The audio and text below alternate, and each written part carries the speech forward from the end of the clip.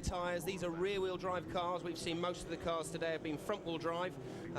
So rear-wheel drive cars, they'll be spinning the rear wheels up, leaving a little bit of rubber or extra grip on their start position and getting as much heat into the tyres as possible to get a really good first couple of laps and try and break away from the pack. So there you can see the cars released and everybody now making their way. Of course, they know what Castle Combe is like, but it's now a slightly drier track on which they will be racing, so it's going to be a faster race this time around. Nathan Ward won the first race by a second. We had a great battle race long, really, between the car just going out of shot, Roger Orgy, and Stephen Jensen. Roger Orgy started race 1 on pole position. He starts this on the 3rd row, based on the second best time, so he got 1 Banzai lap in, but not 2, effectively, in a very slippery and treacherous qualifying session. But it's going to be interesting to see now how drivers fare in these different conditions. Castle Combe, which has always had a very, very strong Formula Ford 1600 championship, and Bob Higgins, multiple champion, is one of the drivers to look for in this. Bob, who drives number 63, 4 times a champion, and is still very, very rapid. He's got his 2 sons in the race as well, Richard and Adam, although they are in Class B for the older cars. 3 classes, in fact. Class A for the cars built after 1996, Class B for those built effectively from 1990 to the end of 1995, and pre-90 is where you find the regulations confirming cars that slot into Class C, mainly Van Diemen's. In fact, Reynard had a very strong period in the late 80s, but very, very few Reynards out in this championship. It's rather Van Diemen dominated. The car on pole, though, is an Aussie-built car. The Australian-built Spectrum chassis. Mike Borland's company, based near Melbourne, builds Spectrums, and they go well in Kent trim, the Kent Formula Ford engine that these cars use. They've also won in Duratec Formula Ford when the Australian John Martin came across to Brands Hatch. He won his 2nd ever race in the UK in the Spectrum on the Grand Prix circuit at Brands Hatch many years ago, before John went on to success in Formula 3 and Super League, for example. And the Spectrum becoming increasingly popular in club-level Formula Ford racing. Luke Cooper lining up on the outside of the front row with one of the more recent Swifts, and there is Roger Orgy with the Van Diemen that he drives. It's a 2000 built car. One of the good things about Formula Ford all the way through its history, really, has been that you don't necessarily have to have the very latest car in order to be competitive, and it remains true certainly at this club level. So a car that's over a decade old can still be competitive in the right hands. Roger Orgy, the driver, and he will line up alongside Adam Higgins. There you can see Luke Cooper on the outside of the front row, the marshals there with a footrest to make sure the car doesn't roll over the white line and get any sort of an advantage. And you see the novice cross also on the back of James Raven's car that slots into place on the inside of row 5. Well placed, in fact, for a novice. 11th he was in race 1, and this race is any minute about to get underway.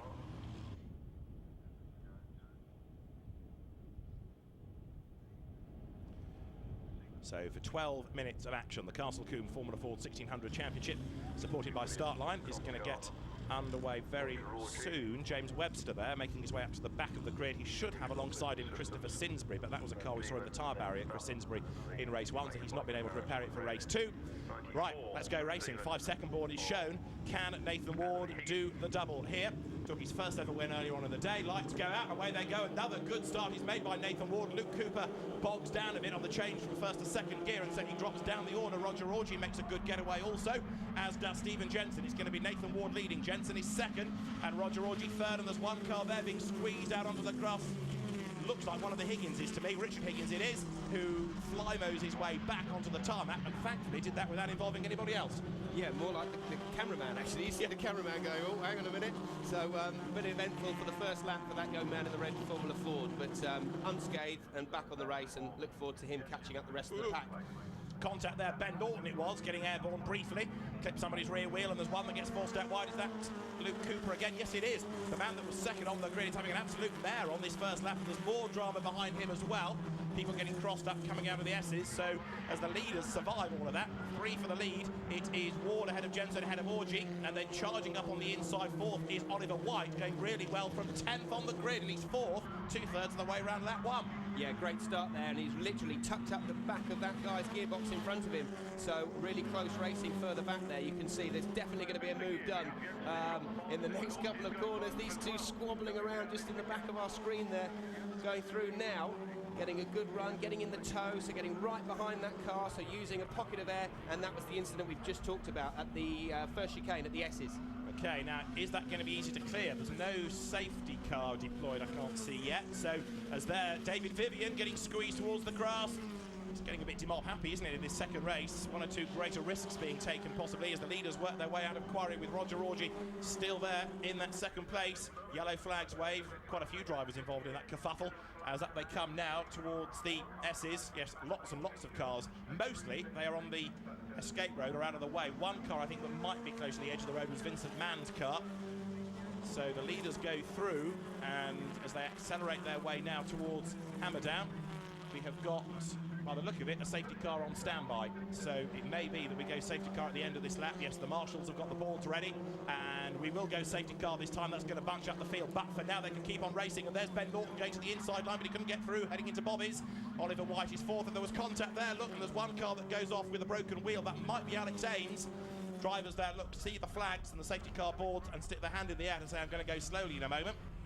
So at the end of the lap, we go safety car, and the marshals are going to be pretty busy here. Stephen Jensen leads, Roger Orgy second, Nathan Ward is third, Oliver White fourth, Ben Norton is fifth, sixth Nick Jones, seventh now is 62, which is Adam Higgins, and it was Alex Ames. Yeah, Alex Ames, you just saw a puff of water as he kissed the Bobby's right-hand tyre wall and just basically just wrote his own race off there, because he was absolutely flying. It was just because of the waved yellow flags around that part of the circuit, just make the guys all squabble around, because they all want to desperately pass each other, but they're not allowed to. Yeah. Otherwise they get penalties, maybe, you know, have to go through the pit lane or whatever.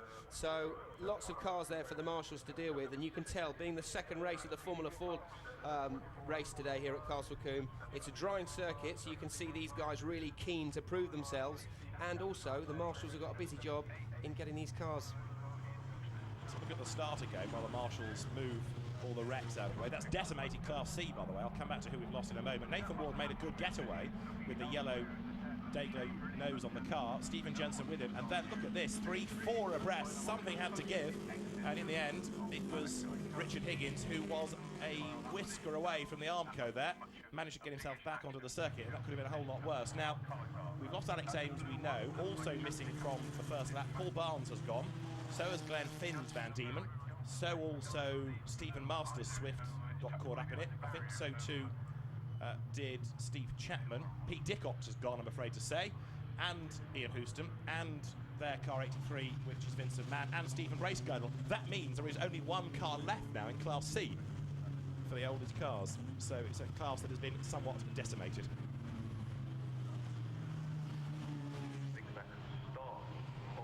So under the safety car, the cars work their way out of camp. Just to make the point about the safety car and what it's all about, it is so the race can carry on and the marshals can clear cars out of the way, albeit under controlled conditions. That is Pete Dickox, 76 years of age. He's been caught up in an accident on the first lap. He's still smiling.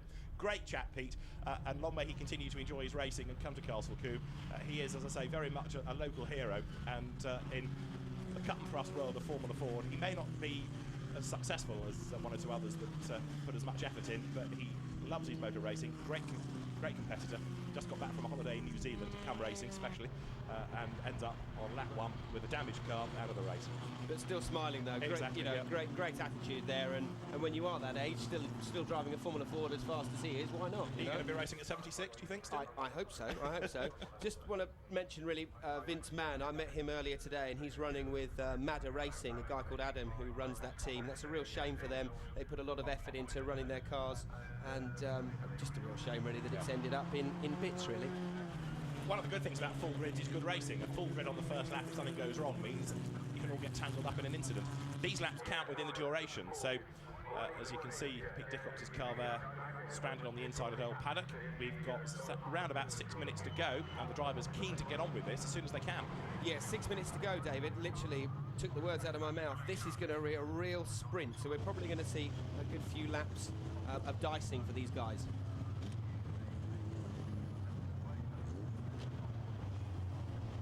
Right, so everybody bunching up. When the lights go out atop the safety car, and I think they may be out now, that's the indication that it will go into the pits and we'll be back to racing this time. Yes, the lights are indeed out. So with under 6 minutes to go, we're going to go racing now. Stephen Jensen accelerates away, and once you've started to accelerate, you've got to keep going at the same pace or quicker. You can't accelerate and slow because that's going to cause an accident behind. So into Camp Corner, green flags will receive them this time around. We go racing. Jensen leading, Orgy is second, Nathan Ward is third, Oliver White fourth, and Ben Norton fifth as they go across the timing line now.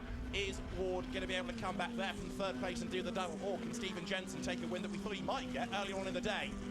Heading up towards Quarry Corner, there's one with damage there, still surviving. Ben Norton has got himself up past Oliver White, so that now puts him up into 4th position. And look at the red, white and blue car of David Vivian, because he's always a fiery driver and he's one to watch as well. Stephen Jensen versus Roger Orgy is what we had for the lead in race 1. Nathan Ward caught and passed them in race 1. He is 3rd and he's taking with him now Ben Norton. This is all building up really nicely. Yeah, Ward looks like he's under a lot of pressure. He did a fantastic move in race 1 to actually take the lead at Tower Corner, but he's looking under pressure, and someone's now going to pass him up on the inside now. That's Ben Norton who goes through. Ben can have days when he's very, very quick. Other days, you kind of sort of forget about him at the back of the top 6 because he's not quite on top form. But this is one of his better runs, and now you can see why he's won quite a lot of races around here, and he's working his way into contention. He's going to be up with that leading group, I think, before too long.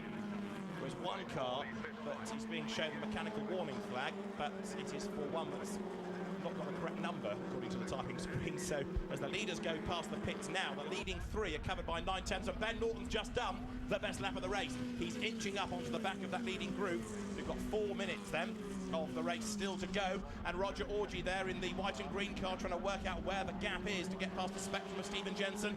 He still hasn't been able to find a way through, nor could he in race 1, and while he's stuck there, Ben Norton's getting closer. Roger Orgy now to the inside. Is there room? Yes. Can he go by? No. Ben Norton's catching up again as they head into the corner. It's 3 for the lead now. Roger Orgy fighting the car there, going through the S's. This is proper Formula Ford racing. Nose to tail, the leading 3. Yeah, Roger Orgy then to get an over-enthusiastic move into the S's there and lost place now. So he's given the leader back chance to pull away again, and now has lost out to possibly be relegated back to third place, which looks like it's going to happen unless he's going to be brave and stay on the outside. Oh, they don't interlock wheels. How close is that? Brilliant Formula Ford action, and what a fantastic name, Roger Orgy. I love that name. It's brilliant. This is Roger Orgy Jr., and he has got Ben Norton right with him. Ben looking for a way through.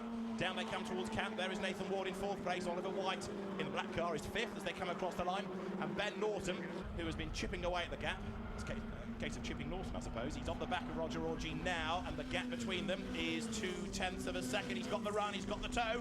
Now he pulls out and he goes easily through. Does he on the way up towards Quarry? Not that easy. He's alongside as they come to the corner. He's on the outside line. He keeps his foot nailed to the floor. Does Ben Norton? He's going to come out with his nose just ahead, but he's on the wrong line, isn't he, for the S's? He's on the outside line. Can he swoop across and take the place? Yes! Great driving this. Ben Norton goes 2nd. 2.5 minutes are still to run. He's 0.7 of a second now back from Stephen Jensen. He might yet get a race win out of this, and he's come up from 8th on the grid.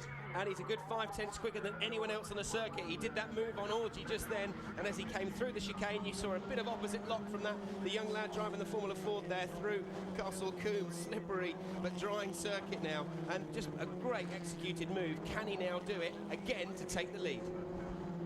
We're on lap number 7. Battles still rage on down the order. Nick Jones just keeping at bay Adam Higgins. Now here are the 3 leaders. Down they come towards Camp Corner. Stephen Jensen, who won at this equivalent meeting last year, runs out wide and gets a little bit crossed up, and he's half a second ahead. Ben Norton does the best lap of the race. He's getting closer and closer all the time. He has just done a 1:11.7 has Ben Norton. And as they power their way now up towards Quarry, is he in the slipstream? He's almost there. Yes, I think now as they come to the corner, there's going to be about 2 lengths in it, if that. Ben Norton has a very real chance of winning this race now, having been only 8th on the grid. He's on the tail of Stephen Jensen. He has a look to the inside, thinks better of it. Yeah, he's really hungry for this win, and what a fantastic drive up from 8th place. He's driving very aggressively, and that the 22 car of Jensen, it really is under a lot of pressure. Norton is on a mission, so fair play. Roger Orgy could yet win this, though, couldn't it? It might end in tears ahead of it. Here comes Norton to the outside. He breaks ludicrously late, and he's gone by. Great move. Absolutely fantastic. Right round the outside, and then just what he didn't want, there's a back marker in the way, who thankfully keeps out of the way. Good observation of the mirrors there. So the slower car dives out of harm's way. I think that may have been Will Goodhue who saw them coming, pulled out of the way, and so the leaders, nose to tail, come down towards camp, but Stephen Jensen has not given up. He's right back on the tail of Ben Norton. Ben has worked really hard to take the lead of the race, but can he come through over the line now? And it is 0.283 of a second only between the top 2 cars. Ben Norton then, in this car run by Wiltshire College, sponsored by Checkpoint Tyres, goes now towards Quarry with Stephen Jensen trying to come back in one side and then the other. Is Ben Norton going to be able to make the spectrum wide enough on this, the last lap, to repel the challenge of the similar car of Stephen Jensen? What a race! Unless Norton does an absolutely stupid mistake, he is just on fire at the moment.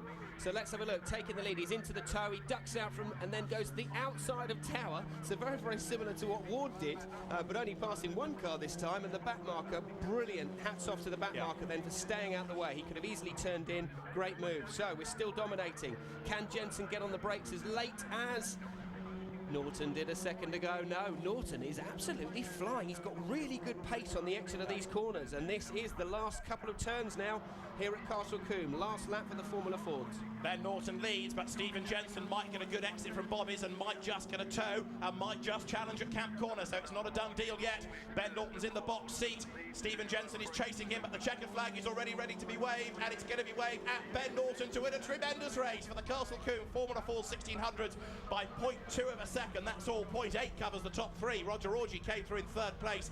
Nathan Ward gets fourth. Oliver White is fifth and David Vivian sixth, and still they battle to the end. Just coming here over the line now, we're going to have this situation between number 62 Adam Higgins, who is 10th, just ahead of Ed Moore, and the next pair diving towards us. There's number 9 Michael Bradley. He's being shown the black flag for that frontal damage. He's going to come across the line just behind Sean Macklin. The pair of them through in Macklin's case 14th, Michael Bradley 15th, but whether he stays in the results, I don't know. He was shown the meatball flag, the mechanical warning flag, and then the black flag, and he didn't respond to either of them, so he may not end up being included in the results. Mike Madge just staying ahead there of Paul Vivian, 16th and 17th as they go across the line. Well, Ben Norton richly deserved that win, coming as he did from the fourth row. You have to feel a little bit sorry, though, for Stephen Jensen, because he has led the bulk of races 1 and 2, and he's not won either of them. No, he's definitely dominated, and he's always put in a very good fastest lap early on in the race, but the other guys just either seem to have a different setup that just keeps the car alive for longer. Again, the leader there patting his car, saying, well done, thank you very much, punching the air. This lad, I bet he's really looking forward to having an interview with Jenny a little bit later, but he's delighted, and so he should be. What a fantastic move again we see on the outside exit of Tower Corner, which is a brave corner. Here are the results. Ben Norton, the race winner, just by 0.265 of a second. He fends off Stephen Jensen, and in third place is Roger Orgy. Fourth goes the way of Nathan Ward, Oliver White fifth, and in sixth place, David Vivian.